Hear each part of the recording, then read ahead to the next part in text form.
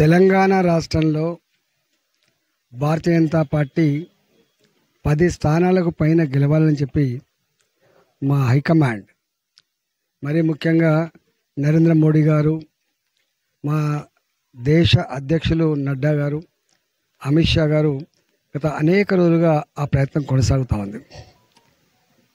పోయిన ఎన్నికల్లో Congress party BRS BJP ఒకటే అనే విషయాన్ని సక్సెస్ చేసుకొని అబద్ధాల ఊరులో అలవేకాని హామీలతో గద్దె నెక్కొచ్చుగాక.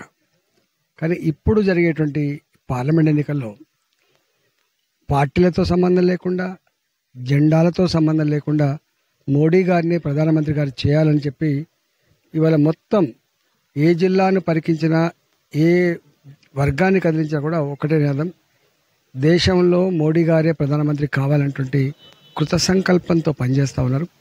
ఇవాళ మల్కాజ్గిరి పార్లమెంటు ఈ రాష్ట్రంలో 10వ భాగం జనాభా ఈ పార్లమెంట్ కింద ఉంటుంది. రకరకాల ఉద్యోగాల రీత్యా సెటిల్ అయిన వాళ్ళు ఉన్నారు. ఇవాళ దేశంలో అనేక రాష్ట్రాల నుంచి సెటిల్ అయిన వాళ్ళు ఇక్కడ ఉన్నారు. ఆంధ్ర ప్రాంతం నుంచి సెటిల్ అయిన వాళ్ళు ఉన్నారు.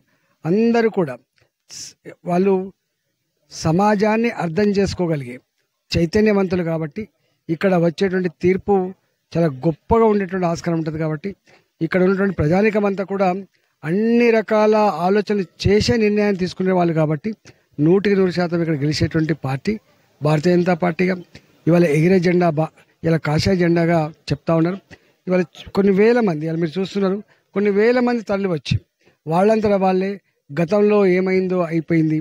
కానీ ఈ దఫా మాత్రం మేమందరం ఎవరికి వాళ్ళుగా మా ఇంట్లోనే మేము ఎలక్షన్లో నిలబడ్డట్టుగా, గెలిస్తే మా కుటుంబమే గెలిచినట్టుగా, నేనే గెలిచినట్టుగా మేము పనిచేస్తామని చెప్తా ఉన్నారు. ఈ ఒరవడి, ఈ యొక్క చైతన్యం, ఈ యొక్క స్ఫూర్తి చూస్తూ ఉంటే 100% ఇలా ఇక్కడ కాంగ్రెస్ పార్టీ కానీ, ఇక్కడ బీఆర్ఎస్ పార్టీ కానీ ఇక్కడ ఓట్లు వచ్చేటువంటి ఆస్కారం లేదు. ముమ్మాటికి మల్కాజ్గిరి నియోజకవర్గంలో గెలిచేది మల్కాజ్గిరి ప్రజలు, భారతీయ జనతా పార్టీ.